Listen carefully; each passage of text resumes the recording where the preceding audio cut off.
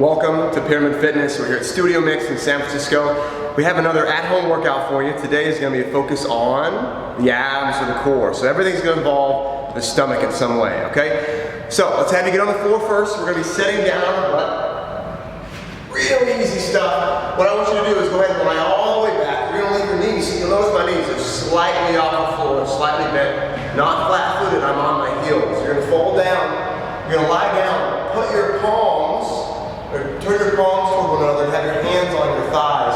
What I want you to do is look up and look at your belly button down through that space between your legs. And what you're going to do is press your back as flat as you can against the mat. That's going to give you a little bit of force in your abs. We're going to come up and we're going to do a crunch where all you do is slide up the thigh toward the knee. It's a very small motion. And you notice I'm not really trying to strain that much into my neck, but oof, all the abs. The abs are pulling me down and helping me lift off the floor as I really use my spine, my lower back, and really press down to the floor to create that crunch. This is high reps. Doing 20 reps. I'm going to do 3 more. 3. Good. 2. 1 more. Good. And relax. Perfect. So 20 reps. You're going to immediately set up. You're going to fall back, having your hands behind you, just like this, or on your forearms. I'm going to do the forearms. Whatever feels more comfortable for you. We're going to do a little bicycle action. You bring both legs up here, pull one knee in. We're going to alternate back and forth. So that's 1, 2, 3, leaning back, 4, 5. Really focus on not pulling from the thigh, but really engaging through that lower abdomen and tucking your hips under you. We're doing 20 reps. Your toes can point whatever they want. If your stomach's not bothering you, really get your butt pulled underneath of you, underneath of you a little bit more, and let there be a little bit of a curve. So I'll give you a few more. We get 20 reps, you're burning, you're dying. Oh my God, can't do any more. That's when we say relax. Perfect. So what we're gonna do now is go to a side plank. Go to your forearm, elbow's gonna be underneath your shoulder. You have to have a nice position. What I noticed, one thing you don't wanna do here is a lot of people, they put too much weight on the elbow and they don't use that whole forearm and fist or hand. So use all of this, okay? So the elbow doesn't bother you. You can stack your legs up here. I always start too with a little bit of softness so you get some height off the floor. You can stack your feet or you can bring one in front of the other. This is a little bit easier. You're gonna bring your hips off the ground. What I like to do is, you'll see people reach up, but what I like to do is come down here and there and check myself by grabbing my hip and creating even more height out of the floor. Good, so check yourself. We're doing about 20 seconds. The thing to remember too, with this side plank, is that you're using the edges of your feet. You should feel your glutes kick in a little bit as well.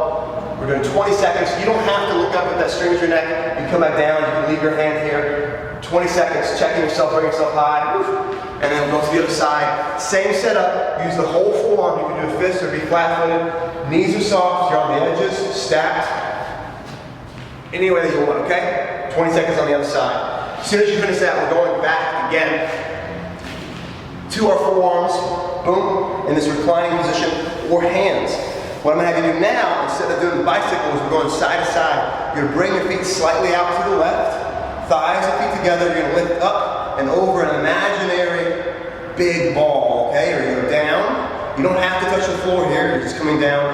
Every time you lift, you're lifting for height with those abs, as high as you can. Boom, big line, coming back down, okay? Lifting, everything stays together, the thighs and the feet. We're doing 12 reps. One more exercise and your stomach is going to look great for the summer. We're going to a push-up position, a plank position. Your weight's forward. You're going to bring one knee forward. We're going to jump and float. Okay, floating back and forth. I want you to do 30 seconds. A nice, easy pace. And you'll notice when I pull forward, my knee kind of pulls and my foot comes in a little bit. I don't want you just straight on. I want you to pull as far as you can. And for me, when I do that, you notice I almost kind of go into a pigeon stretch in a way. But that foot, when you pull really far forward, that foot will fall forward as well. And you'll really pull in. When you do that, the abs. The other thing you can think about while you're doing that quickly is that when you pull the knee forward, you pull as far as you can, and then you externally rotate and pull that shin as close as you can to the forearm. When you do that, the obliques in the stomach really kick in. So knee forward, and then bring that shin and that ankle forward and try to touch your forearm to finalize and really get into your stomach. Those are your exercises. This is your at-home workout. for your stomach with Pearman Fitness. Thanks for joining me at Studiomix. We'll see you again soon.